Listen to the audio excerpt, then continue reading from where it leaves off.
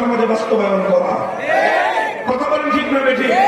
নামাজের বিধান প্র্যাকটিক্যাল দেখিয়েছেন, যাকাতের বিধান প্র্যাকটিক্যাল দেখিয়েছেন, রোজার বিধান প্র্যাকটিক্যাল দেখিয়েছেন, হজের বিধান প্র্যাকটিক্যাল দেখিয়েছেন, জিহাদের বিধান প্র্যাকটিক্যাল দেখিয়েছেন, আদালতে বিচার ব্যবস্থা প্র্যাকটিক্যাল করে দেখিয়েছেন, রাষ্ট্র পরিচালনা করে রাষ্ট্র ব্যবস্থা, খেলাফত ব্যবস্থা প্র্যাকটিক্যাল করে দেখিয়েছেন। প্রত্যেকটা বিষয় প্র্যাকটিক্যাল বাস্তবায়ন না করা পর্যন্ত ইসলামের শিক্ষা পূর্ণতা পায় না। আলহামদুলিল্লাহ, টুটা ফাটা তালিমে হিকমতের মেহনত সমাজের মধ্যে চলতেছে তিনভাবে। কয়ভাবে?